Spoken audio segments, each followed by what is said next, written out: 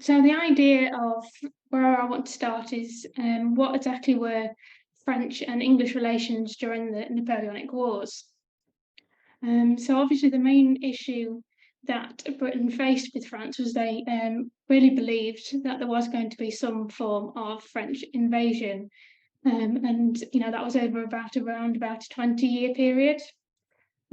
So obviously that's a long time to be at war with anybody. So the point was that there was a lot of propaganda that was placed around that was easily accessible to all sorts of people, and that was to try and create some sort of patriotism and support for this war against the French. And that's one example there by James Gilray, quite a famous one about Napoleon and Britain carving up the world together in their empires. But they weren't just political cartoons like this form. There was pamphlets, ballads, all sorts of things that would have been circulated throughout society. And the whole point of it was to try and stir up anti-French sentiment. Just to kind of, gear everything up towards this kind of support for the war. And William Wordsworth himself actually was kind of a part of this as well. So in 1806, he wrote a short poem with these words, where it says, "We are left, or shall be left alone, the last that dare to struggle with the foe." So he was, again, kind of trying to delve into this whole anti-French propaganda in a way by saying it was Britain against France. Pretty much, he felt like it was alone. So we had to, keep up that fight against the French. And at the peak of the Napoleonic Wars, there were around 400,000 volunteers and militiamen in Britain ready to fight an invasion, which is actually quite an enormous thing to imagine, really, isn't it? Quite a large force there, which kind of shows the actual feeling about how much it was believed that there was going to be this French invasion. But it wasn't just the fact of an actual fear of military invasion. There was actually an ideological invasion that they were scared about as well. That because obviously it's not long after the French Revolution, so there was fears that revolutionary behaviour that had been, seen in France already would come to England and, kind of overhaul everything that was seen as British at that time.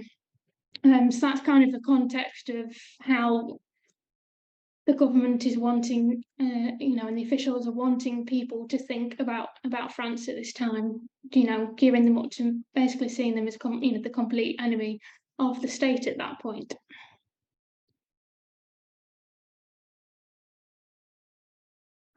Okay. It's about right. There we go. So the reason I've included this portrait, so this is of Lucien Bonaparte, who was one of the younger brothers of Napoleon.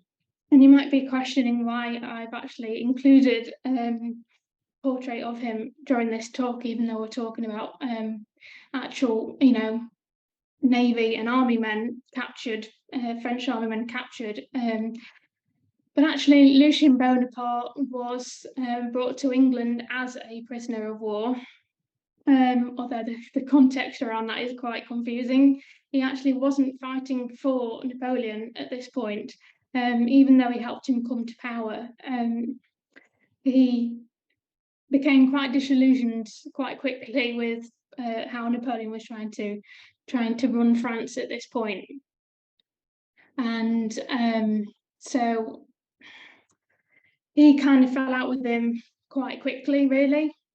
But the catalyst that kind of sort of ended their relationship was Lucien's marriage to his second wife, as Napoleon thought that actually Lucien had married beneath him, so that really angered him. So Lucien, actually, the more powerful Napoleon had got with it, once he becomes emperor and starting his empire, is that he actually goes and moves to Italy with his wife and his family to kind of try and get away from Napoleon's reach. But once again, once Napoleon's invaded Italy, that kind of doesn't seem like a good idea anymore. So the family decided that it would probably be best if they fled to America. And so he basically packed up everything he got, his family, his household, his furniture, everything, and put it on a boat. And hoping that they'd be able to get to America. But actually, not far away, they managed to kind of get captured by a British ship, and they were taken to Malta whilst they were deciding what to do with him, because obviously it was a very unique situation that he'd been captured alongside his whole family and his servants, etc. So whilst in Malta, he was there for about 2 weeks whilst they were deciding what they were going to do with him, and eventually they decided to actually bring him to England as a prisoner of war, even though, as I said, he's not captured in that sense, in the fighting experience. But what happened was he was actually brought, and he was allowed to go house shopping. Basically, he was allowed to decide what house he was going to stay in, because obviously with his whole family and his household, he needed a house big enough. And the first house that was chosen for him, which is the second picture, was Dinham House, which is actually in Ludlow, Shropshire.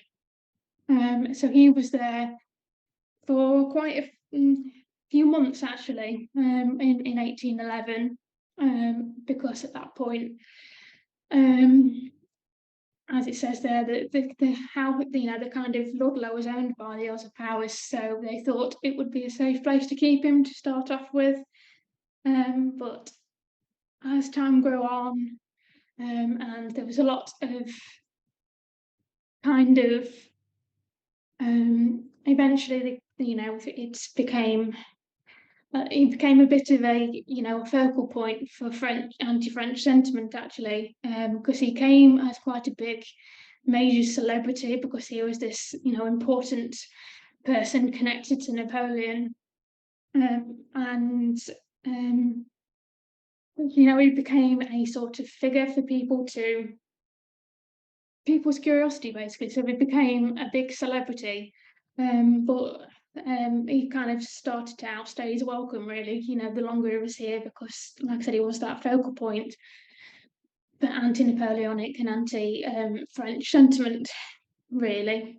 So that, like I said, they stayed there for some months until they realised that it wasn't a big enough house, and they were all getting a bit stir crazy in there. Because yes, they were allowed out, but they weren't free necessarily. So it wasn't a good environment for them to be living in, and they deemed it as being on top of one another. So again, Lucian was allowed to go house shopping until he was able to find one that he deemed suitable. And the one that was deemed suitable was called Thorngrove House in Worcestershire.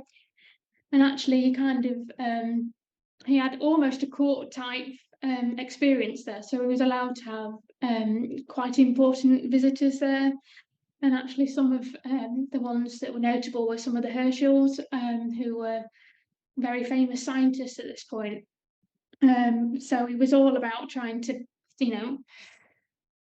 still keep some kind of cultural experience as he would have been used to in his freedom. But he was actually the only one who could speak a bit of English in his household, which also made things quite difficult. And his daughter, actually, whilst they were at Thorngrove, I think it's one of his older daughters from his first marriage, got incredibly sick, and she was allowed to go with us, obviously with some kind of chaperone, to London to try and get medical assistance, and she was allowed to stay there for some quite a lot of time, basically. So whilst they had some freedom to what you'd expect as under the term of prisoner, for Lucian, the hardest part was actually the fact that he was under constant surveillance, something which he talked a lot about, because he had it, particularly his correspondence was looked over quite often. intercepted, etc., including one where it was thought that he actually was still talking to Napoleon, because they'd found letters to their mother, but actually it was just to their mother. So things like that created quite a lot of, funnily enough, fake news stories in the papers, trying to make him out to be a worse prisoner than what he was, and still involved in the Napoleonic regime, even though actually, even before his capture, he wasn't. So actually, in a weird way, he, even for communities that didn't really know about Napoleonic prisoners, he became like the symbol of them, basically. And he was imprisoned in Britain for 3 years, until 1814, when he was released, and his whole family were as well. But he stayed behind, whereas his family went straight back to Italy, because the main thing he was trying to do whilst he was in imprisonment to kind of keep himself a bit sane was he wrote an epic poem about Charlemagne, which he had hoped would get a bigger English audience than a French audience. So he stayed behind to kind of, see that through, basically. So, and in 1814, he was released because they thought that was when Napoleon abdicated the first time. So they thought it would be safe to release Lucian at this point, but that's common for all Napoleonic prisoners of war at that point. They were pretty much all released in 1814 for the same reason. But like I said, he was the one prisoner that everybody around the country would have known about because of how much he generated news stories at this point.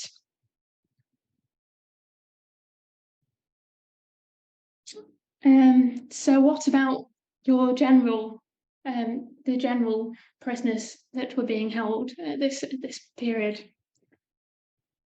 So actually, more prisoners of war were captured during the Napoleonic Wars than had ever been before. So they didn't actually really have a sort of system for keeping them before this time period, because there just was not enough of them to generate having some sort of blanket policy for how they were treated. So this meant that, with the ever increasing number of them, like I said, with the 20-ish year period that Britain was at war with France, they definitely needed some way of organising how these prisoners were being kept. So initially, the idea was to house them in what are called prison hulks, and that's a portrait of one, a painting of one there. These examples in the picture from Portsmouth Harbour, but they were pretty much held anywhere on the south coast, London, Kent kind of area. So the point of a prison hulk was that basically it was a decommissioned and unusable ship. So just one that was probably in a terrible state that the Navy could no longer use anymore. And they were just placed along the coast, and you put goodness knows how many men on these ships. Just as long as they were in along the shoreline and easily accessible, as well. But like I said, the more and more the prisoners were taken, these became completely unsuitable. So some other solution was having to be made. And so this is kind of how it started, and it did carry on throughout the rest of the Napoleonic period. But it was mainly after this point, when they decided that they needed to make other arrangements, it was decided that actually these prison hulks were probably only going to be suitable for ordinary, naval and army prisoners. So some sort of other arrangement had to be made. And this is when they started to realise that they needed to make separate arrangements for the officers and the ordinary men, which is why I said the ordinary men were more likely to have stayed on a prison hulk, because of just generally, like I said, the conditions were pretty awful, to be honest, on a prison hulk. And the idea of I suppose the very British idea of, well, an officer is probably a gentleman, so we need to start treating them nicer, kind of applied in this situation. But like I said, the prison hawks did continue after this period, but mainly for ordinary men. But actually, the more close you get into the Victorian period, they actually were just used for ordinary prisoners after, obviously, when they're not needed for prisoners of war anymore. So the idea of them lasted a long time after this as well.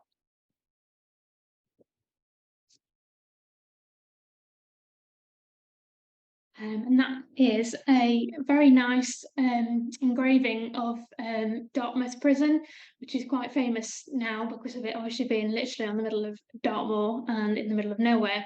But actually, that was one of the solutions that they came up with for looking after Napoleonic prisoners. So actually, they probably had a hand in building it and then had to stay there, basically. But this is actually this particular engraving was done in 1810, which actually wasn't that long after it had opened. So that is one of the examples that they thought would help with the whole Napoleonic prisoner situation. And even today, even though it is used as a normal prison, it still does have plaques and memorials for the prisoners who were incarcerated there and sadly died and would have had to have been buried there as well.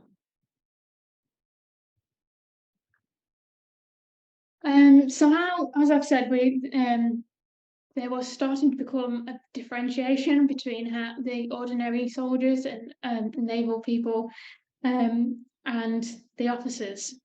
Like I said, there was an assumption that because in Britain you had to be a person of some standing because you had to buy your commission to be an officer, it was thought that a similar situation was happening in France, whereas it was a little bit more based on merit. So the idea was that if we treated French officers nicely when they became prisoners of war, that the same would apply to our officers who were captured by the French. So that was kind of the whole idea of thinking of how we could treat our officers, the French officers that were going to be held in Britain. So, like I said, the first difference was that they would be held separately from the ordinary army and navy men. So the whole point was that that would mean that they would be allowed to have more freedom than the ordinary prisoners, and all they had to give was their word as a gentleman to be able. That was kind of personal pact made that they would have this freedom based on their word as gentlemen. But another thinking behind separating the officers from the ordinary men was that if they placed them the officers away from the sea, that if there was a French invasion, then the ordinary men haven't necessarily got their officers to lead them straight away. So that was also another reason why they were sent separate places. But like I said, that meant that they could have been sent all over the country as long as it was just away from the coast. So that was the main decision about where to put the officers, as long as it was away from the coast. Because they were also worried that even if there wasn't an invasion, the ordinary men being near the officers, that could also incite insurrection. So there was also that worry as well. So, like I said, that if place was chosen for, as one of these what they called parole towns for the officers, they wouldn't necessarily have just one place to stay. They'd have just been billeted anywhere around the town, which meant that they would have come in close contact with a lot of the locals compared to the ordinary men who, like I said, they pretty much didn't move off the prison hulks that they were kept on. But the other thing that was brought in was that there were rules of parole. So these would have probably differed slightly depending on which town the officers were placed in. But the whole point was that they had rules for their parole, like I said, that they were allowed to have for their freedoms. And but the problem was that if they did actually break these rules, they classed it as a break of parole, and that basically meant that they would have some sort of tougher rules and sanctions imposed upon them.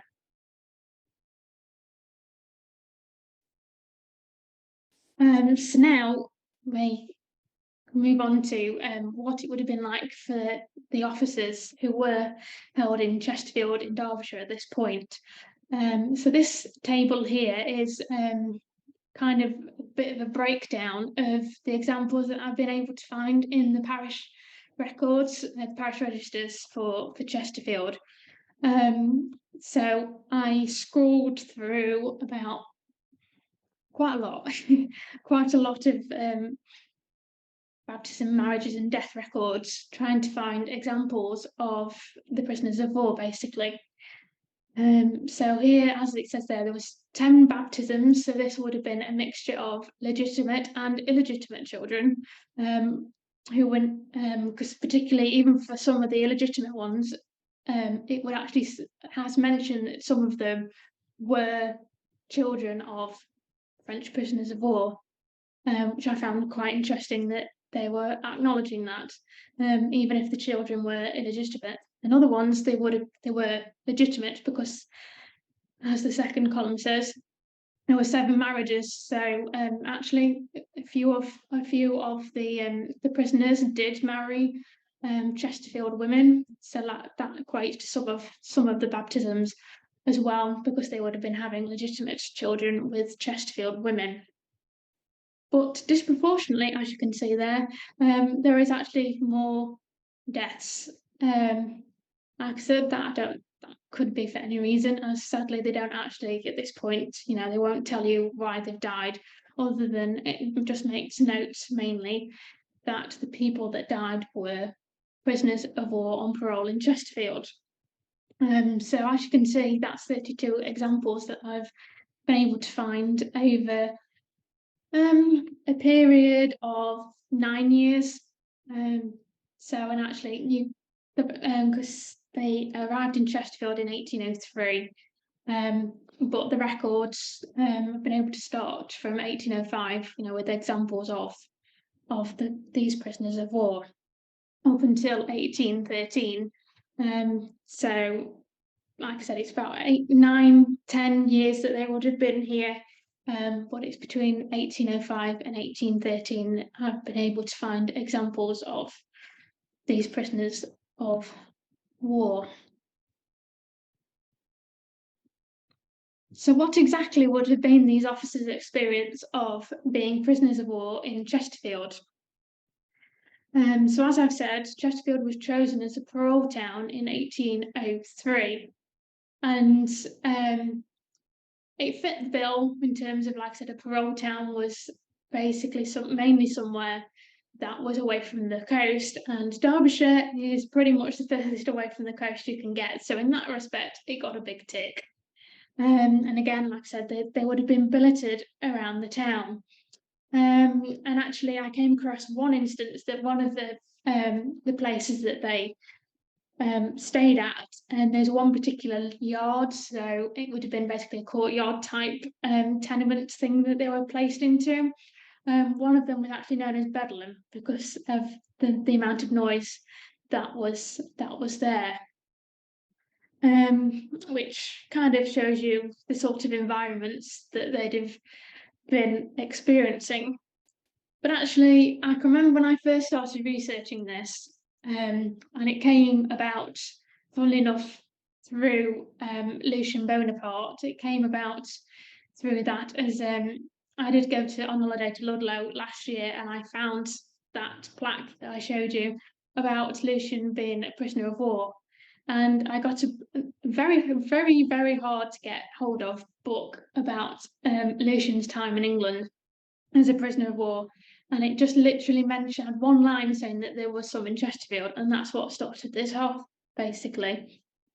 So when I started looking into it further, I thought, right, prisoners of war, they're going to be, Napoleonic prisoners of war, they're all going to be French, which is probably, looking back on it now, a bit of a silly idea to have, as Napoleon had an empire. So we'd have had many different nationalities fighting under him. But that's literally the idea that I had, that it was all going to be just Frenchmen. But actually, through looking through the parish registers, there's not only were there Frenchmen, there was a Polish, a German, and funnily enough, even a Neapolitan. So you have got this kind of much more multicultural experience than most people would have experienced at that time, just because they've got all of these prisoners of war, living in their town. But for Chesterfield, the main rules of their parole was to stay within a mile of the town and be back to their quarters for 8 p.m. So that was the main rules of their parole, and if they broke it, then, like I said, they'd have had tougher rules imposed upon them. Very nice engraving there is a picture of St Mary and All Saints Church in Chesterfield, and this is quite famous because it's known locally as the Crooked Spire. So as you can see there, it has got a crooked spire. So that is actually the parish registers that I've looked at were for St Mary and All Saints parish. So that's mainly where we find this information from.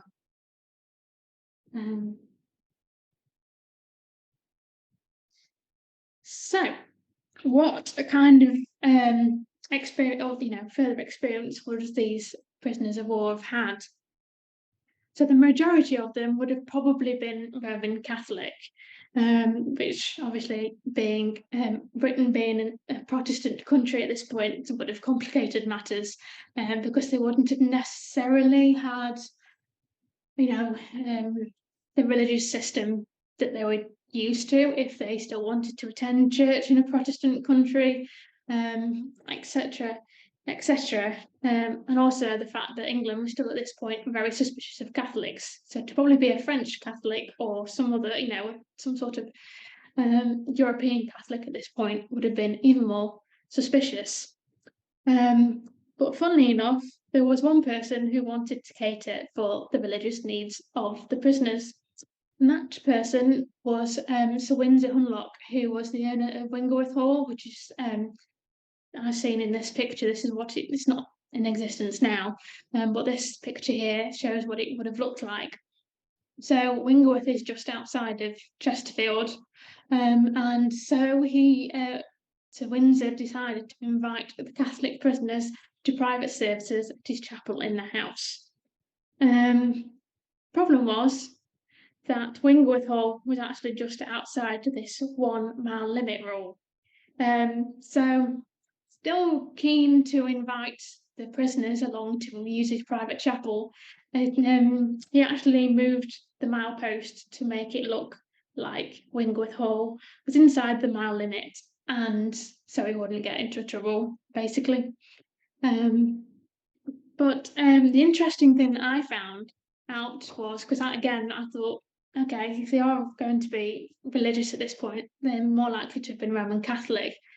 But actually, there was 2 Masonic lodges set up by French prisoners between 1809 and 1812. And not only did they set them up, they actually also, there was a few of them who were allowed to go and visit other neighbouring English Masonic lodges as well. So they were kind of building up a network there.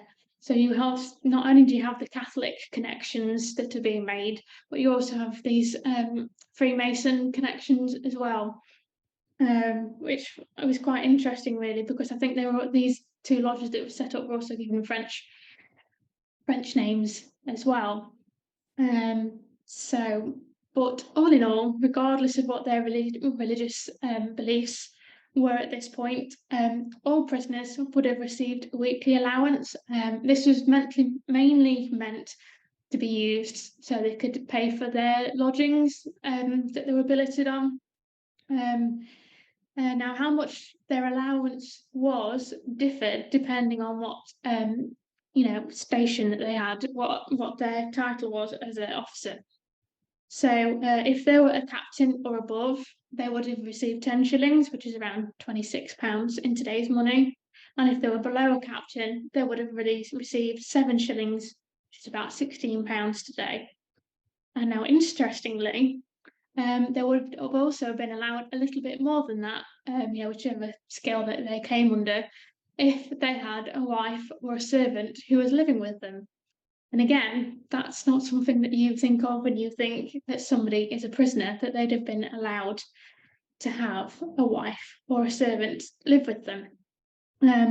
But actually, I'll go on to the few that show you that was the case, because I must admit, when I came across that, I was like, really? Are you sure that they'd have been allowed a wife or a servant? Because it does sound a little bit peculiar.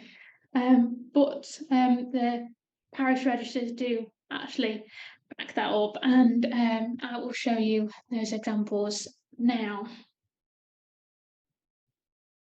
So they may be a little bit hard to read, but I will kind of explain what they say.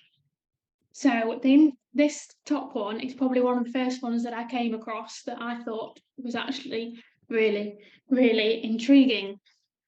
So this entry is for a young man, aged 20, who was simply called Matthews. And he says, as it says there, he was actually a native of San Domingo, which is in the Caribbean. So it is quite possible that this is actually a black servant who was employed by, as it says there, one Colonel Buff, I think that says Bullthorn, but had previously been under the service of Colonel Sigay. So, the fact that there is a black servant, possibly, who's come to live with his French prisoner, master, is really quite intriguing. And that's actually a death register record, entry for him.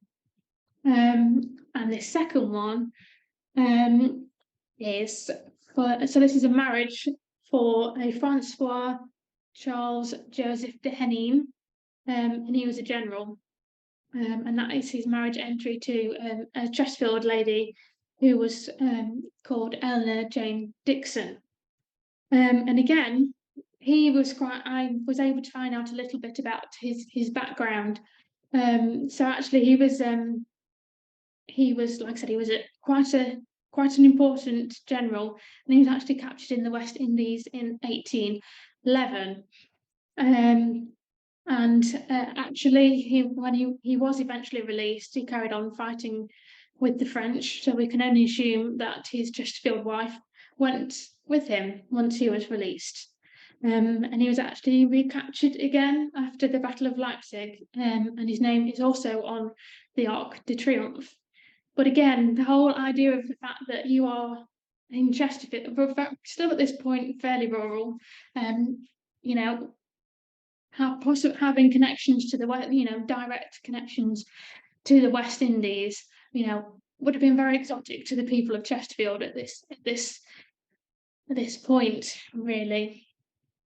And this other one, this is actually even harder to read, so I will explain again what that reads a little bit. So this is yet again, I think this is another I can't remember off the top of my head whether it's a baptism or a death register. I'll presume baptism, as it actually says it's an infant son. So this is for James, who's an infant son of Michel Leon, who was another French prisoner of war. And then it says by, and then notice the ... here. His wife, an Egyptian. So yet again, you are having, not only is this showing you an example that somebody has been allowed to bring their wife with them when he was captured.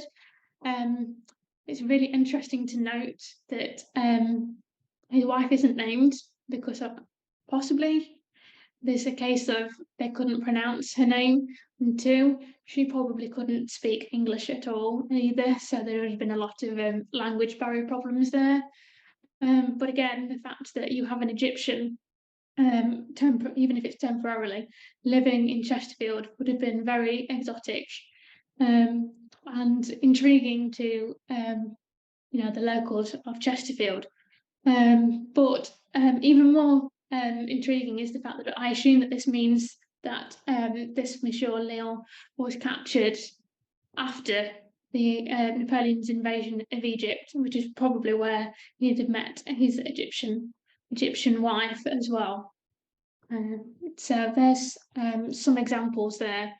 Like I said, there was quite a few to choose from, but I thought they were some of the more interesting ones, just to kind of show you the types of prisoners and the not only that, but like I said, the people around them, whether it be their wives or their servants, that they'd have all formed this sort of very unusual temporary community within Chesterfield.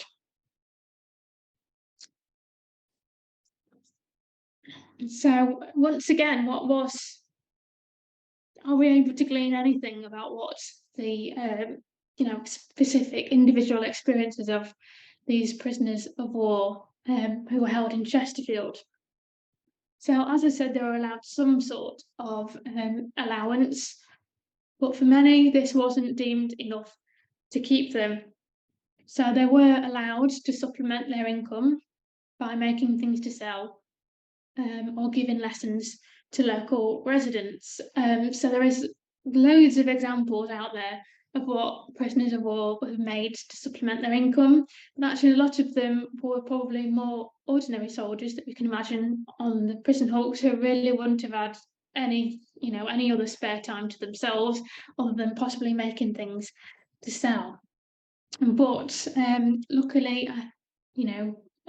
the ones who were held in Chesterfield were allowed a little bit more freedom, which is why, it says there, that they would have been allowed to give lessons to local residents, because a lot of the prisoners that were brought to Chesterfield actually had experiences in languages, art, music, all the types of things that you would imagine the people of Chesterfield or the surrounding area would probably pay good money to have lessons in, especially by some very exotic Frenchman or somebody with connection to the West Indies or Italy, etc., etc.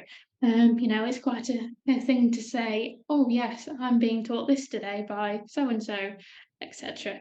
But this image, which has kindly been shown to me by Chesterfield Museum, and this is actually an example that they've kept in the museum.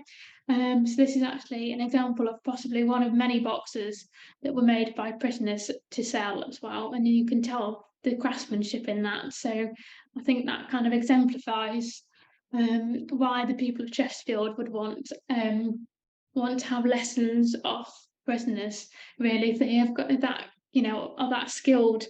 I can understand why people would probably be banging their doors down for these lessons, really.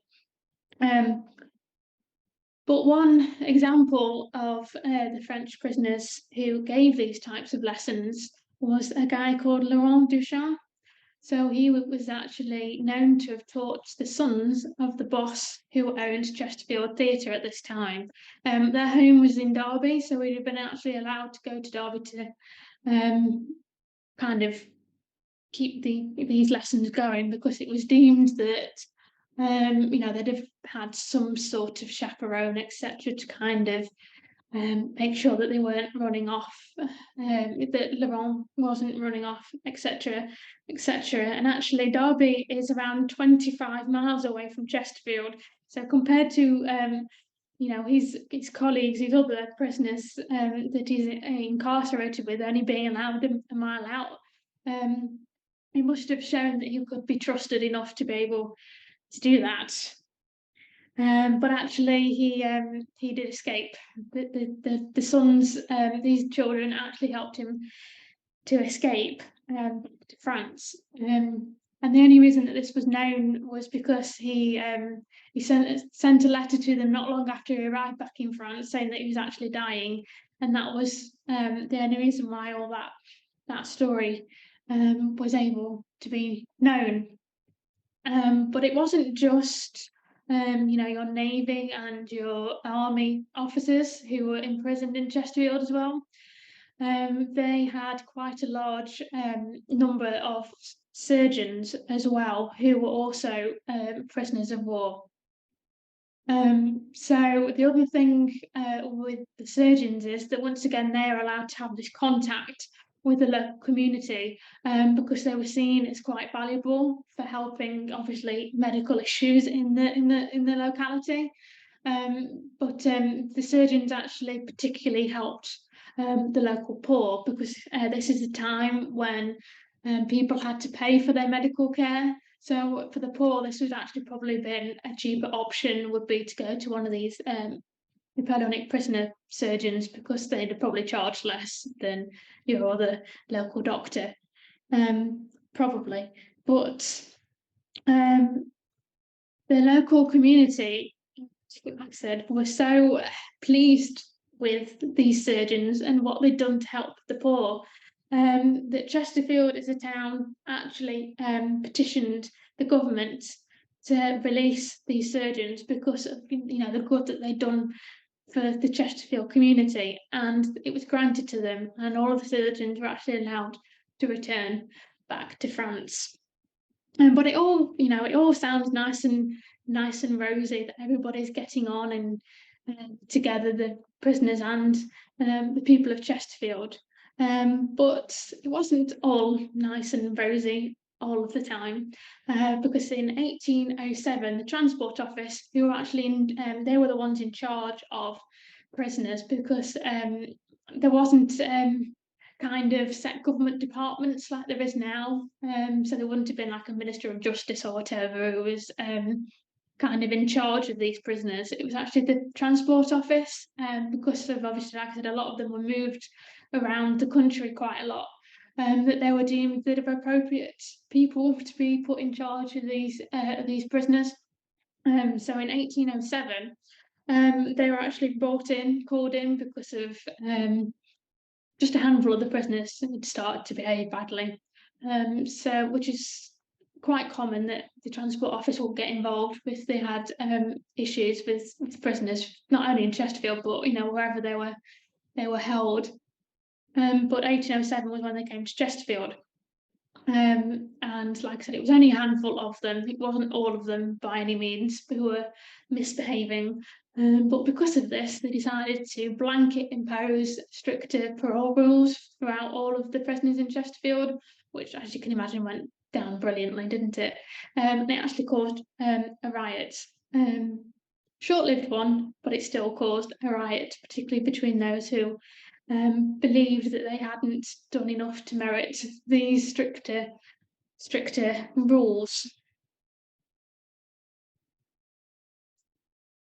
By 1810, there had been 400 prisoners sent to Chesterfield, which, considering that the local population of Chesterfield at this time was 4,700 people, that's quite a lot of foreigners to be brought into Chesterfield at that point, really. And of that 460 managed to escape. But others were either sent on elsewhere in the country, or they were, as in the case of the surgeons, sent back to France. And like I said, by 1814, there was about 200 still left in Chesterfield at this point. And as I said, some of the ones that we have seen did manage to find love whilst they were here, and quite possibly did stay, whereas others, as in one of the examples, they would have taken their wives and their families that they'd have set up in Chesterfield back with them in 1814 when they were all allowed to be released. But the crooked spire that I showed you the photograph, the engraving of, that is very much changed now, as you can imagine. It's not quite as, because on that engraving it was quite very open, whereas now a lot of the burial ground has been dug up and replaced by paving. It's been replaced by quite a main road now. So actually, a lot of the ones that were buried there, there's not a lot of remaining examples of them. Other than, again, kindly, somebody from Chesterfield sent me this photograph to use. This is actually one of the remaining original headstones of one of the prisoners of war for a guy called Francois Reingard, who died in 1812, and he is one of at least 15 burials that I've been able to find in the parish registers. But I think it's very hard to tell. But this first half of his headstone is actually all in French, and then it's got an English poem underneath it as well. And he died at the age of 30, and I was able to trace his burial record as well, to prove that is true. But Reingard wasn't the only, as I've said, he wasn't the only person to have been buried in this churchyard. So much so that they're all kind of buried in a same part of the burial ground, and it became known colloquially as the French quarter of the graveyard. But do you think that might be where the Chesterfield connection ends, with the end of them being imprisoned in Chesterfield? But this is the part that actually brought me on this journey to researching this. Was I was able to find what had happened to some of just two of the French prisoners who escaped from Chesterfield. So there was, like I said, there were 60 who escaped during the period that prisoners of war were held in Chesterfield. But the two that I was able to trace somewhat was a general called General Joseph Excelman, who was actually quite high up in Napoleonic, in the Napoleonic army. He was a cavalry general, but actually he had connections to Murat, who was Napoleon's brother-in-law. So he was an aide-de-camp to him during his army service. So he was quite, like I say, he was quite high up there in the Napoleonic army. And he escaped with a colonel called Colonel Auguste de la Grange. And they escaped from Chesterfield in April 1811. And how they managed to escape was they managed to bribe a local surgeon's assistant called Jonas Lawton. So they managed to kind of say, if you help us escape, we will get you a top job in a top Paris hospital. That's how we will reward you, because I'm afraid we haven't got the money. So you're going to have to take our word on that. But actually, they managed to persuade Lawton, and they did manage to escape. And all three of them managed to escape by just using a covered cart. And I don't quite know whereabouts that have left the country from Chesterfield. We weren't able to trace quite that much, but they somehow managed to get out in this covered cart and make their way to France, and then eventually to Paris.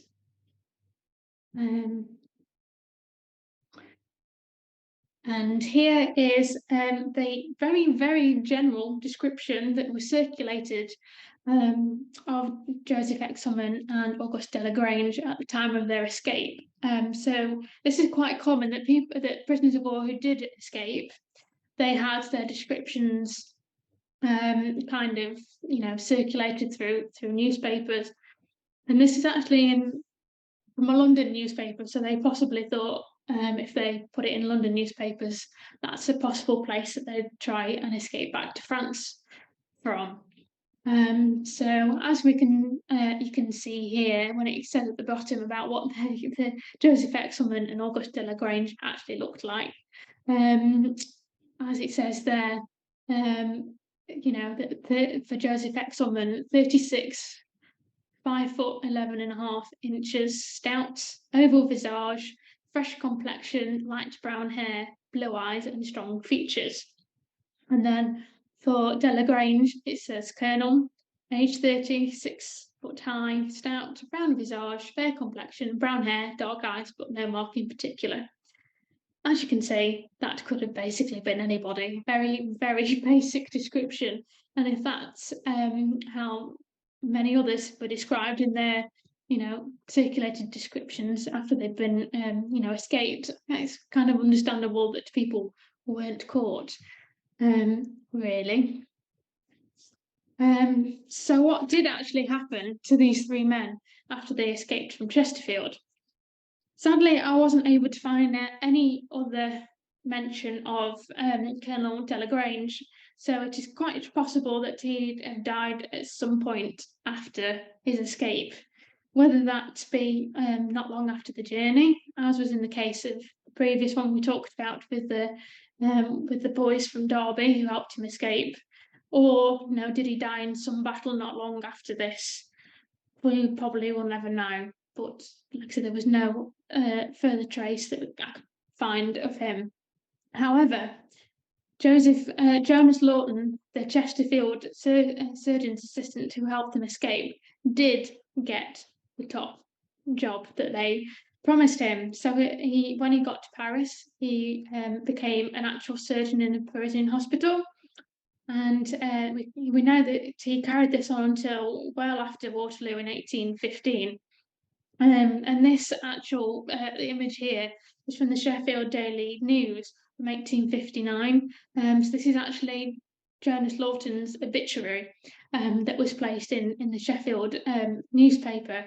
And it's as it says there, it explains that he was well known for helping General Exman to escape. But it goes on to explain there at the end that Lawton was actually quite obviously, he's managed to ingratiate himself quite easily somehow into French society, quite possibly as, he went to work in the Paris hospital, that's probably helped. But he actually went on to be a secretary to the Chancellor of the Légion d'Honneur, which is what it also suggests in that newspaper article there. So it's quite obvious that he became quite a trusted person, and actually by the time of his obituary there, when he did die, he actually died at age 70, which was also quite good going for those days. But I think the fact that it was published in local Derbyshire, and parts of Derbyshire that did eventually become Sheffield, which explains why it's also published in a Sheffield newspaper. It's quite interesting to think that 50 years after the event of him fleeing to France, that his obituary is being posted in Derbyshire and Sheffield newspapers, which shows that probably he kind of formed some notoriety for himself back home. And probably they thought that he might have still been, the story may have still been in circulation enough for people to remember who he was. But General Joseph Exelman actually went on to have the most adventurous life after his escape from Chesterfield, and we'll move on to now.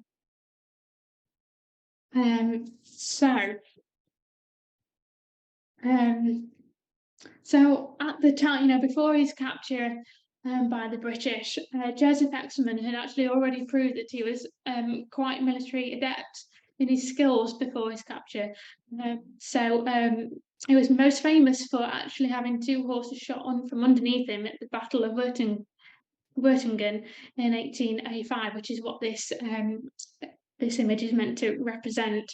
So he was actually well known for his his gung-ho kind of experience in battle. And as I said, he was actually very friendly with Napoleon's brother-in-law, Joachim von Murat, and he was his aide-de-camp, which was that was quite a good role to have, basically. But he also went on once he returned to France after he escaped from Chesterfield. He went on to serve under Napoleon as well, so he carried on. And he actually fought in the Waterloo campaign as well. So not actually at the Battle of Waterloo, the other battles they had, in the days before. So he carried on fighting the British and their allies after he returned to France. But after Napoleon was defeated, he did also briefly serve under the monarchy when it was restored after Napoleon, finally abdicated the last time after Waterloo. But the problem with that was that the monarchy viewed him with suspicion, mainly because they believed that he was keeping in contact with Joachim Murat. So he basically became a wanted man in that respect. So what happened there was they actually they put a warrant out for his arrest, and he was actually forewarned about this. So he actually did flee Paris, hoping that would stop him from being a prisoner once again.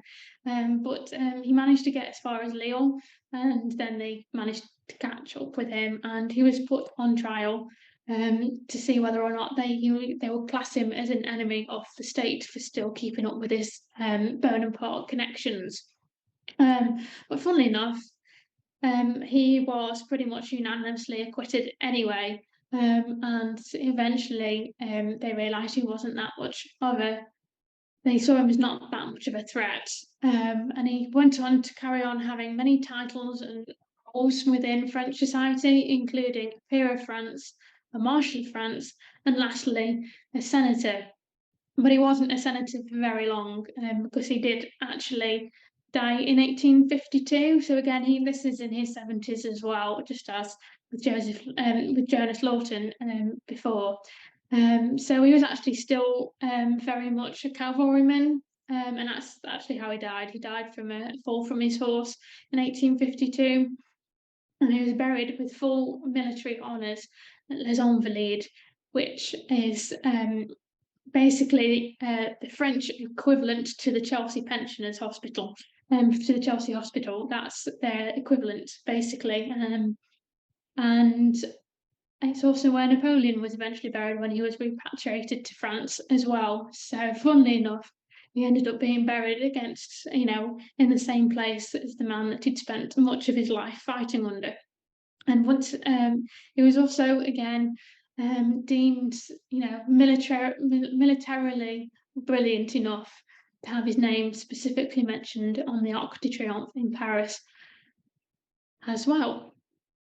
And this very nice image is actually of then Marshal Excelmann's funeral procession at Les Invalides in Paris there. Like I said, he got full military honours, full pretty much state funeral.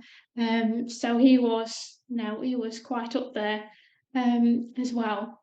So really, the fact that he escaped from Chesterfield would have meant that the authorities trying to look after the prisoners of war there in Chesterfield, they'd have probably got a lot of stick for letting somebody this high up like I said, not only in French military circles, but high up within the French society connected to the Bonapartist regime, let him escape.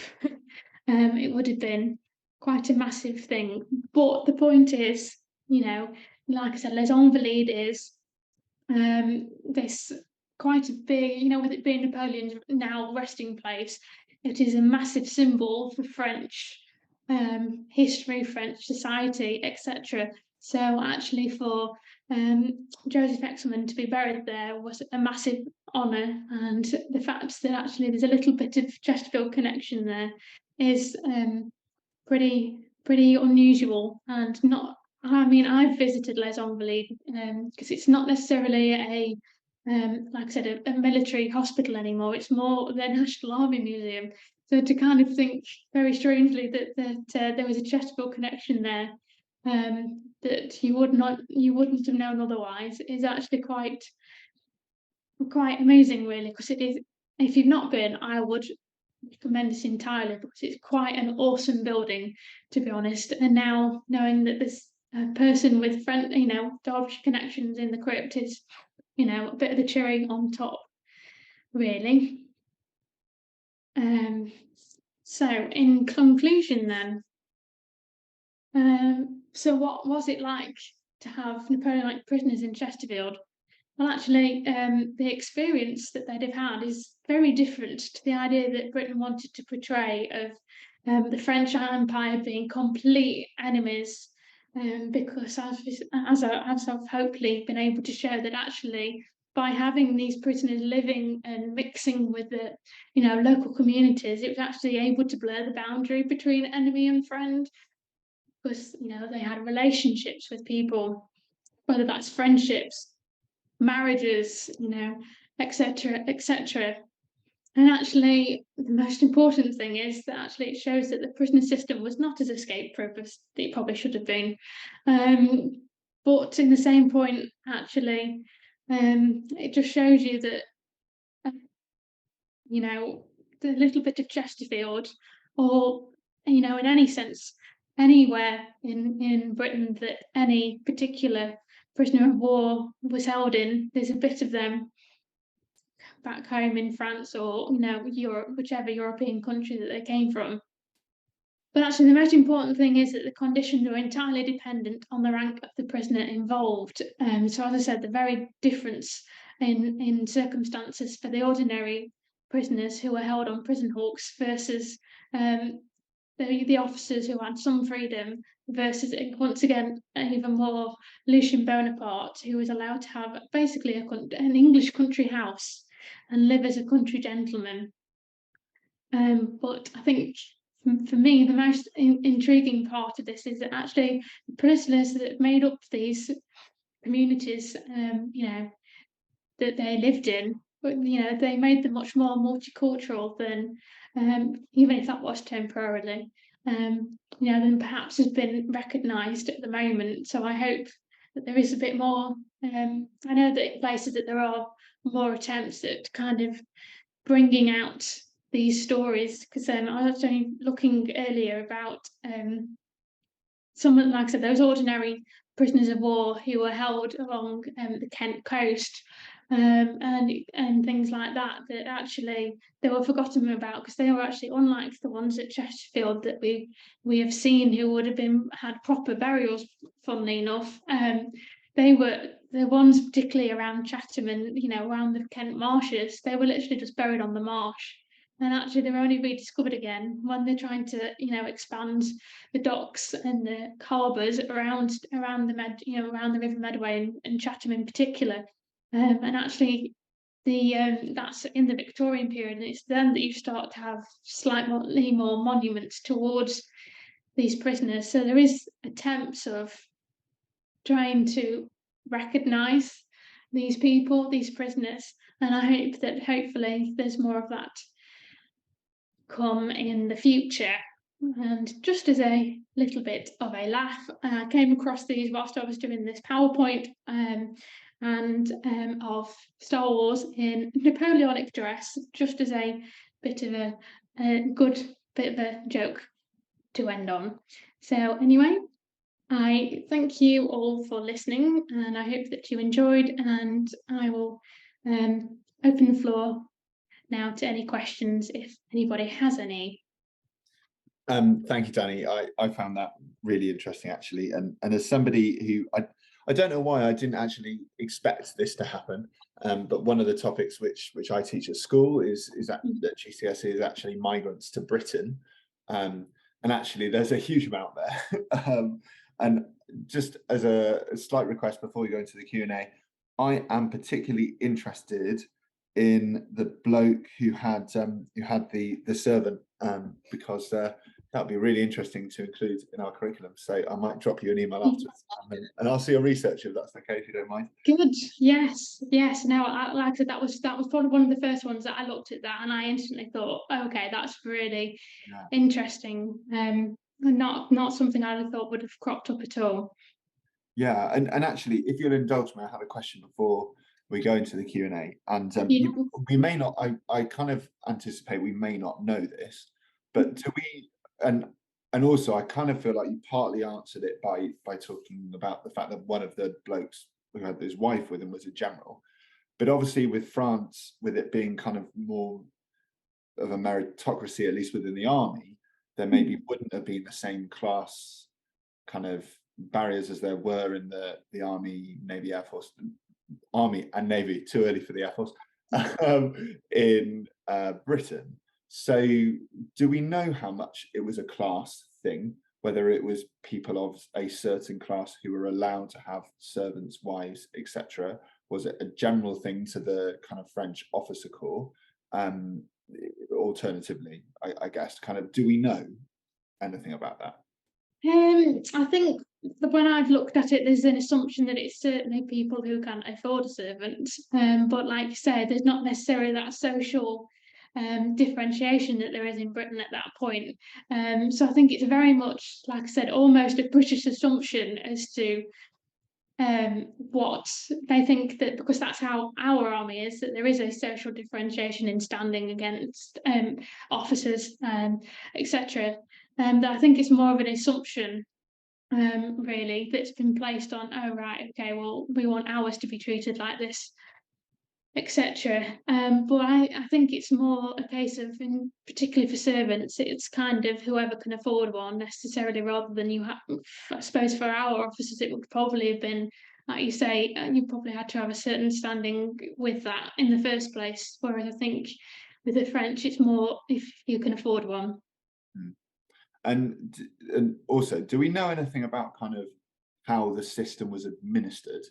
Because obviously it's pre-Met and it's pre kind of police across the country. And I'm speaking from a long time ago, having I went to school in West Wales in Fishguard, which is the site of the famous last invasion in 1796. Yes. And there were a load of French prisoners who were chucked in the prison in Haverfordwest. And then they didn't really know what to do with them afterwards, and no one's ever really found out what happened to them.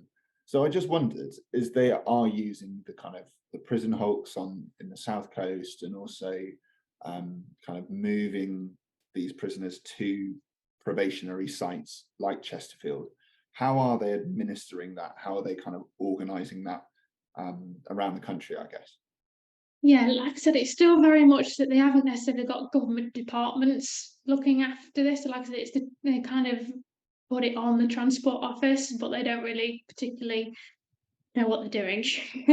But they kind of, from what I've seen, particularly in the case of Lucien Bonaparte, he had certain representatives looking after him. So there does seem to be like a system of representatives around various towns that they were held, that kind of came under the Transport Office, and they kind of reported to the Transport Office what was going on, this, that, and the other. But in that respect, there is a little. This is kind of the start where they're starting to experiment, saying what kind of system would work. But there's not a proper system at the same time. They're just kind of seeing what works and what doesn't work, really. Yeah, no, it makes sense. It's kind of, I suppose, ad hoc, isn't it? A couple of questions have come in from Kate. Thank you very much, Kate. Do we know why those who died were buried in the consecrated ground of the parish churchyard, which I'm assuming Kate has also assumed is Protestant when they're Catholic? I must admit that's not something that I managed to find an answer for. So I assume that as some of them were allowed to marry in these churches, that perhaps they'd have suggested that they had some sort of Protestant leaning, or that's possibly an example, or perhaps that's the reason why they gave them like a French quarter. So perhaps that they wanted to kind of give them a separate space as well. So I think there's two ways to look at that going. Perhaps that's why, like I said, that they were kept slightly separate. But there's also the possibility, like I said, that when they came here, that perhaps they did realise and at least kind of pretend that they might have been Protestant to kind of have some sort of acknowledgement. Maybe I think that's still kind of quite an open idea, really. Yeah, it's interesting, isn't it? Whether they would have put it aside in order to be buried in some sort of consecrated ground as well, maybe. Yeah, because that's more the leaning that I go to. If by the sound of it, that locals were kind of calling it, like I said, the French Quarter, it does suggest that it was possibly somewhat separate. And like I said, the problem is with that now that the burial ground has changed so much now compared to what it was then, that if that is the case, that we've kind of lost that sense now. So if that is the case, which I'd suggest that's probably more likely, that, like I said, we've just, with how the town's changed, that we've probably just lost the idea of what that was. Yeah. And I don't know if you've come across it, and I imagine if you do, it'd be like the Holy Grail. But have we found any kind of records of local people, I don't know, in diaries or letters, talking about their interactions with prisoners in Chesterfield? Again, I'd imagine that's quite hard to come by, but I don't know. Yeah, that's not something that I've come across, but I have thought about this, and that is entirely possible, because for all we know, there's probably still people in Chesterfield who didn't realise that they've probably got a French ancestor, for example. So I think it could have there is the possibility of that, but you never know, that might be found at some point. Yeah, absolutely. And a final question from Kate. Have you found any documentation about the prisoners producing theatre while in Chesterfield? I wonder if there could be a kind of Catholic element to that as well, with passion plays and things, but I don't know if you've come across anything like that. Not anything in particular. I think, like I said, the only kind of things that I've come across is that link with the guy who owned Chesterfield Theatre, that it seems to me that they've got very much an artist background, so not just like painting, but music, and quite possibly, if he's teaching theatre, theatre children, that there might be some sort of acting involved as well. So it's quite possible that that is the case. It's just I haven't come across anything particularly. And you wonder whether they're putting things on as for their own entertainment as well, don't you, I suppose? There's been something that's coming from Neil, which seems to, in a chat, which seems to kind of clarify your thoughts, really. So I don't think they would have rejected burials on religious grounds. It would have been normal for non-conformists and Catholics to be buried in Anglican grounds. So yeah, I guess this kind of confirms what we were, or your line of thinking at least. Yeah. Yeah. Great. Unless there are any more questions coming in, I think that's it. So I think we'll call it there, and just say thank you ever so much for your time this evening. Again, as a kind of a latter day Napoleonic geek, I found that really interesting and a real tour de force. So thank you so much.